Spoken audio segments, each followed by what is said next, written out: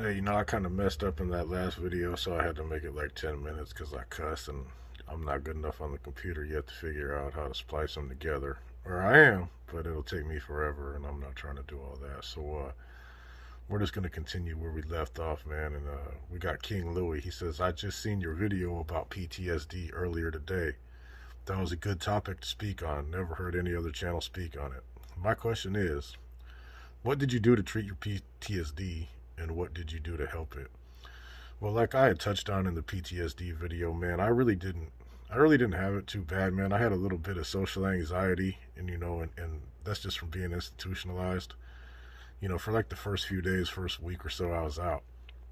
Oh, the only thing that I noticed is I was prone to violence. You know what I mean? Like, I really didn't play around too much, with the disrespect and the, all the little people with all that talking. I wasn't trying to hear it. I'll just take flight. You know what I mean? But as far as like being mentally messed over from my experience, man, I don't think I was, man. I think I adjusted pretty quick back to the streets. But as I touched on, man, I never did none of those long stretches, man. I just did, my four terms consist of 2 years, 2 years, 3 years, and 4 years, man. So like the most time I ever brought was like 26 months straight.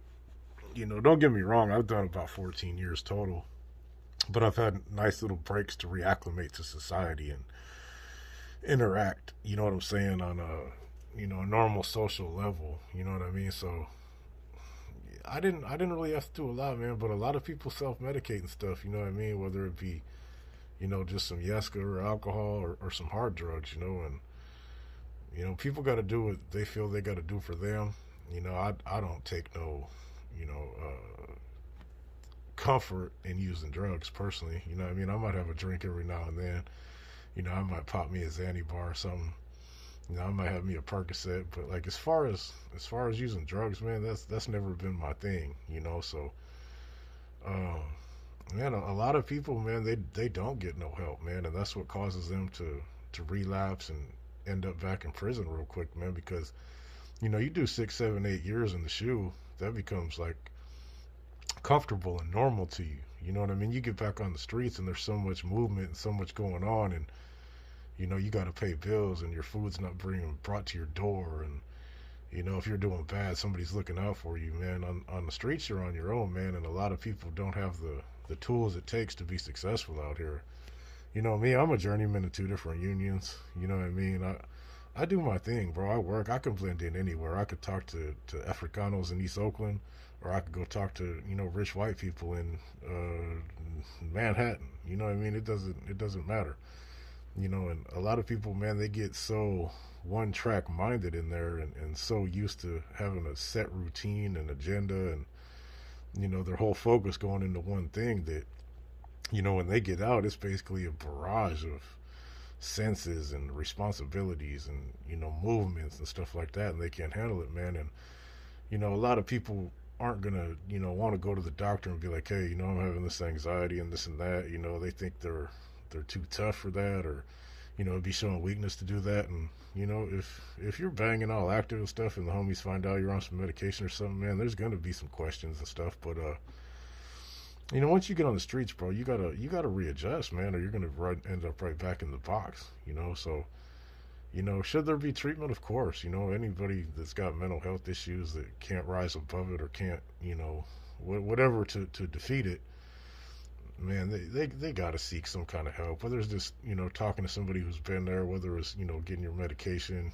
My thing is medication would be the last resort, as always, because I think a lot of that stuff messes you up more than you were before, man. I seen the Seroquel people, and all them guys just mumbling to themselves and sleeping all day and getting extremely obese because they never do nothing. But yeah, like I said, myself personally, I haven't had to do nothing except wait a few days, talk to run into the homies again, talk to some females or whatever, and then I'm like, okay, well, I can't sit here and be super gangster on the streets, because they don't understand that type of mentality, man. So I got to go back into being Curtis instead of being Rojo. You know what I mean? So I'm a chameleon, bro. I'll blend in anywhere and do what I need to do.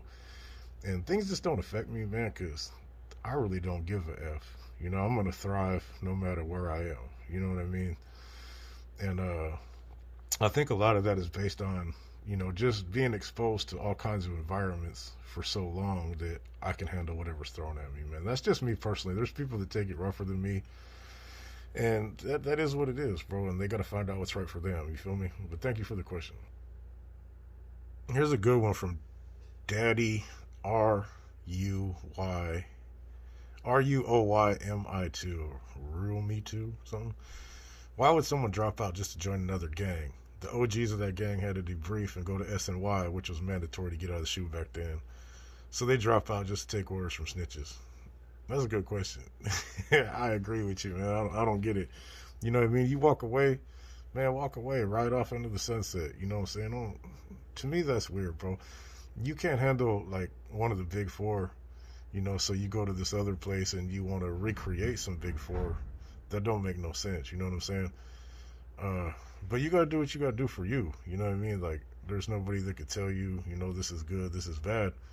You just you gotta follow your own path. I don't really understand the whole SNY gang. I mean, if you're out there and there's some dudes and they're trying to, extort you, buff you, take your stuff, smack you around, whatever it might be, yeah, you might need some homies to help you out. But what?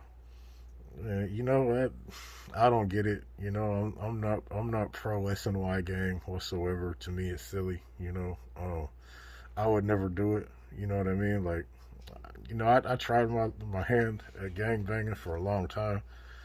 It wasn't all I thought it would be. You know what I'm saying? So that's it. That's that. We're moving on to something else. We're trying to establish some legal dough that they can't take, and I don't have to worry about no RICO indictments or shady people in Pelican Bay hating on me, dropping little confidential information disclosure forms and stuff. You know what I'm saying? But I'm done with all that kind of stuff personally, and I don't know why other people do it. I mean, if you got life, and whatever, I don't really knock you for nothing you do. You got to do what makes, your miserable existence a little better, So, personally, I just don't get it.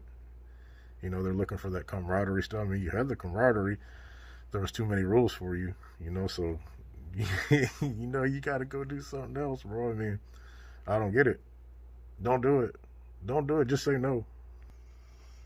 All right, next question. It's a cold world. Just a question on your opinion. With due process rights, what's your outlook on weapons removal on a line without a seize call? Besides typical paperwork of snitching, and I can't say none of that stuff, but we'll call them R-related offenses. I mean, man, that's such a hard one, man. I've battled back and forth between that question for a long time. You're gonna lose a lot of people when you use a weapon to remove people. You're gonna scare potentially good people from maintaining being part of your movement, or furthering your movement and wanting to be more of a contributor. Man, I get any of the R related offenses. Yeah, you got to smash them. If you steal from the group, I can see that. Snitching, yeah, I mean, you got to go, bro. But all that other stuff, man, if it ain't one of those kinds of things,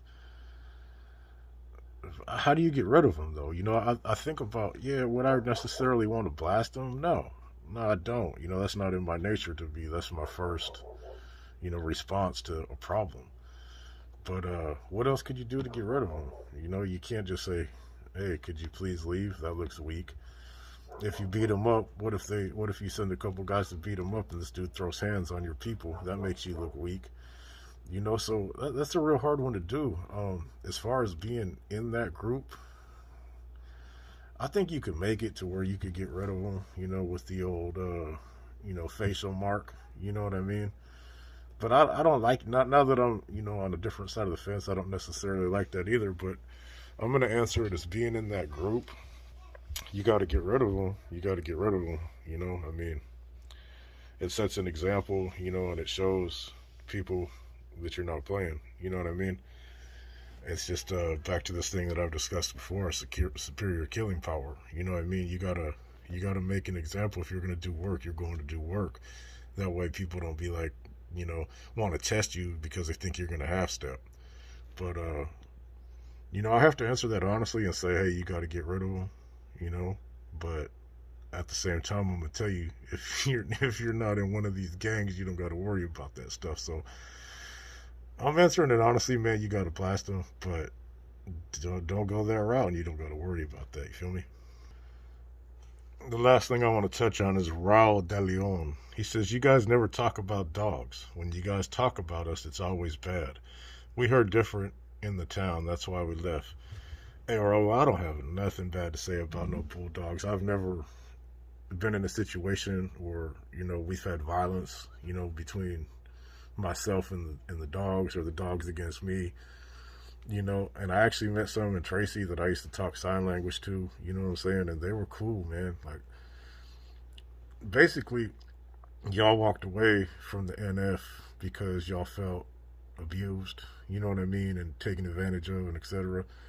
Man, it's the same reason most people left, bro. So, you know, they view you guys as a dropout group, which, man, initially I would agree, but now, man, you guys have established yourself and you're on main lines, and you guys ain't nothing fun to deal with.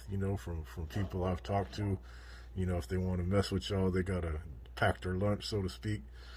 Um, I don't got nothing bad to say about you guys, man. When I refer to anything about that, it's in the tense that as an NF member, you know what I mean, which I have not no more. Excuse me for my little sniffles, but I don't have nothing bad to say about you guys. You guys have been gone since the '80s, and you guys hold it down savagely. You know what I mean? And I get why you left. You guys were absolutely, you know, before your time on that one. You know what I'm saying? And everybody's catching up to you now. But yeah, brother, I don't have nothing bad to say about no dogs. You know what I mean? You guys are animals. There's no denying that. When you guys take flight, you guys take flight. But yeah, I just wanted to clear that up. I seen that out there, and it's like I've never had no bloodshed on me or on a dog, so there's never been that. I don't hate nobody. You know what I mean? Like, it was just business as far as I was concerned, and anything I ever did that was violent in any nature, there's no personal agenda or feelings behind it. But anyway, thank you guys for your questions. I appreciate you, and I'll get back to you again soon.